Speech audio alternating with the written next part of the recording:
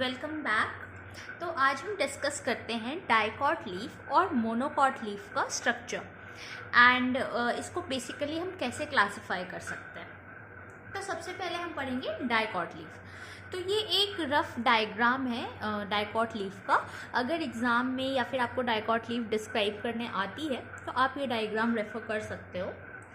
इसके अंदर vascular bundles है, जाइलम है, फ्लोएम है, सबस्टोमेटल स्पेस है, क्यूटिकल है, क्यूटिकल के बाद अपर एपिडर्मिस है, देन पैलिसेड पैरेन्काइमा है, वैस्कुलर बंडल्स है, स्पॉन्जी पैरेन्काइमा है और लोअर एपिडर्मिस है।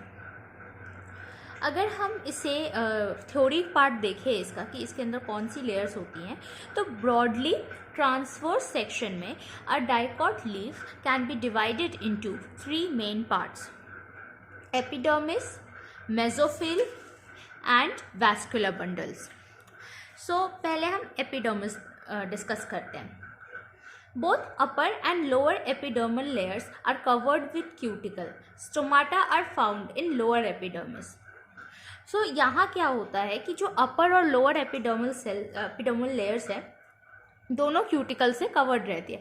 आप यहाँ डायग्राम में भी देखिएगा कि क्यूटिकल जो हल्की सी पिंक कलर की है ये टॉप मोस्ट लेयर बनाती है और उसके बाद एपिडर्मल लेयर आती है। इसीलिए हम कहते हैं कि एपिडर्मल लेयर क्यूटिकल से कवर्ड रहती है। सेम अरेंजमेंट आप देख सकते हो लोअर एपिडर्मिस के पास भी है।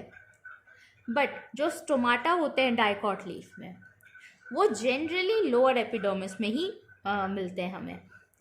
तो यहाँ पे जैसे लिखा है stomata are found in lower epidermis. Next is in Ficus epidermal cells contains particles of cystoliths, particles of CaCO3। ये एक एडिशनल इंफॉर्मेशन है, ये उतनी इम्पॉर्टेंट नहीं है लेकिन आप अपने जनरल नॉलेज के लिए इसको कंसिडर कर सकते हो। फाइकस प्लांट्स में क्या होता है, जो एपिडर्मल सेल्स हैं उनके पास साइटोलिट्स भी होते हैं। Cystoliths stands for CaCO3, that is calcium carbonate के पार्टिकल्स भी होते हैं, राइट। नाउ एपिडर्मिस खत्म हो जाता है, इसके major points, then mesophyll cells आते हैं या फिर मेसोफिल लेयर आप बोल सकते हो। तो जो भी all the cells between both epidermal cells except VBs that is vascular bundles are together called mesophyll.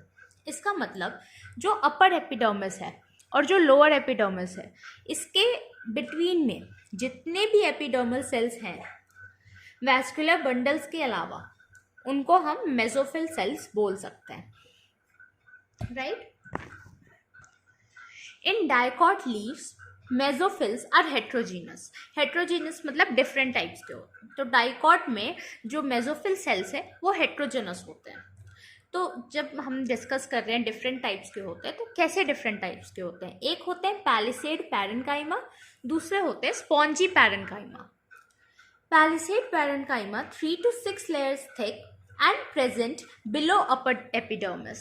Upper epidermis के नीचे पैलिसेड पैरेन्काइमा फाउंड होते हैं और ये 3 to 6 layers थिक होते हैं। इसके सेल्स जो होते हैं वो इलोंगेटेड होते हैं, पैरेन्काइमेटस होते हैं और with very less intercellular spaces, मतलब इनके अंदर जो इंटरसेलुलर स्पेसेस होती है वो काफ़ी कम होती हैं। ये इलोंगेटेड होते हैं और नेचर में पैरेन्काइमेटस होते हैं। Cells are filled with chloroplast that is chlorenchyma. आपको पता है जो भी पैरेन्काइमा सेल्स क्लोरोफिल से फिल्ड होते हैं उनको हम क्लोरेन्काइमा कहते हैं। तो ये पैलिसेड पैरेन्काइमा में जनरली क्लोरेन्काइमा फाउंड होता है। The next one is spongy parenchyma. Several layers of rounded parenchyma cells present below palisade parenchyma. अब हमने ये अभी डिस्कस करा कि एपिडर्मिस के नीचे आपको पैलिसेड पैरेन्काइमा मिलेगा एंड पैलिसेड पैरेन्काइमा के बीनीथ आपको स्पॉन्जी पैरेन्काइमा मिलेगा।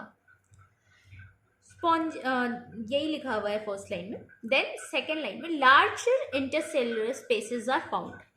हमने पैलिसेड में देखा था कि बहुत कम ही इंटरसेलुलर स्पेसेस मिलती हैं, बट इसमें स्पॉन्जी पैरेन्काइमा में काफ़ी ज़्यादा इंटरसेलुलर स्पेसेस मिलती है जब आप पैलिसेड से कंपेयर करो। And the third point is the same, cells are filled with chloroplast. अब थर्ड टाइप ऑफ सेल्स पे आते हैं, वो है वैस्कुलर बंडल्स।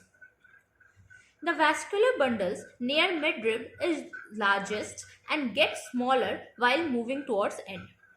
जो मिडरिप के क्लोजर होंगे वैस्कुलर बंडल्स वो लार्जेस्ट होंगे, और जैसे आप मिडरिप से साइड में या एंड के टुवर्ड्स जाओगे तो वो स्मॉल होते जाएंगे साइज में।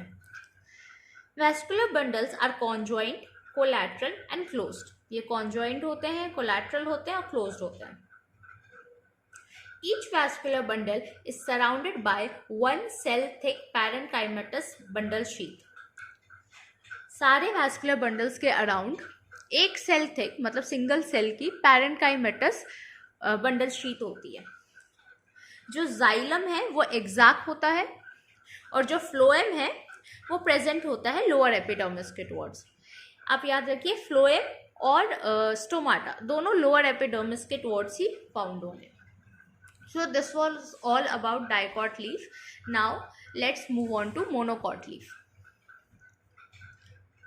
अब एक बार देखते हैं मोनोकॉट लीफ को। तो basic schematic diagram monocot leaf का ये रहा।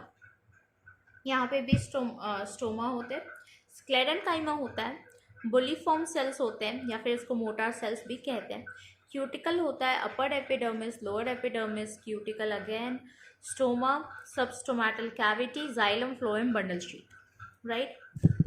Internally, a monocot leaf can be divided into 3 main parts. Same parts आएंगे, parts same होंगे, characteristics different होंगे, but parts would be more or less the same.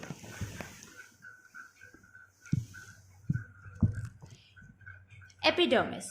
Both epidermal layers are cuticularized. Stomata are frequently distributed to the both epidermal layers. जो दोनों epidermal layers होते हैं उसमें cuticle होता है, वही लिखा हुआ है cuticularised. Stomata are frequently distributed to both epidermal layers. ये एक पॉइंट ऑफ डिफरेंस है क्योंकि वहाँ आपको याद होगा हमने पढ़ा था कि स्टोमाटा लोअर लेयर्स में ज़्यादा फाउंड होता है, बट यहाँ पे क्या है, ये दोनों लेयर्स में फ्रीक्वेंटली ऑलमोस्ट इक्वली आप कह सकते हो डिस्ट्रीब्यूटेड होता है। In upper epidermis, some larger and hollow cells are found for water storage and are called bulliform cells or motor cells. They help in rolling and unrolling of leaves. तो इसका एक बहुत ही स्पेशल फंक्शन है monocot leaf का, और ये एक बहुत इंपॉर्टेंट पॉइंट है, ये स्टार मार्क करने लायक पॉइंट है, ये काफ़ी इंपॉर्टेंट है कि मोनोकॉट लीफ के अपर एपिडर्मिस के towards, that is upper side के टुवर्ड्स, कुछ लार्ज और हॉलो सेल्स होते हैं जिनका मेन फंक्शन वाटर स्टोरेज होता है, और इसलिए हम उनको बुलिफॉर्म सेल्स या फिर मोटार सेल्स भी कहते हैं। और ये हेल्प क्या चीज़ में करते हैं? ये हेल्प करते हैं लीव्स के रोलिंग एंड अनरोलिंग में। Now moving on to the next part, the next layer is mesophyll cells. Mesophyll cells are homogenous and are made up of only spongy parenchyma generally. सिर्फ spongy parenchyma का बना होता है। हमने dicot में पढ़ा था कि पैलिसेड एंड स्पॉन्जी दोनों होते हैं, बट मेसोफिल के मोनोकॉट के मेसोफिल में only spongy parenchyma are present. Now vascular bundles, all vascular bundles are of same size.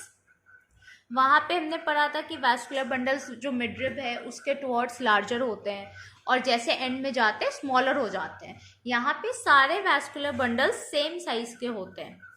Vascular bundle is covered with one cell thick parenchymatous bundle sheath. वहाँ पे भी आपने पढ़ा था कि one cell thick होती है parenchymatous bundle sheath, और यहाँ पे भी सेम होता है।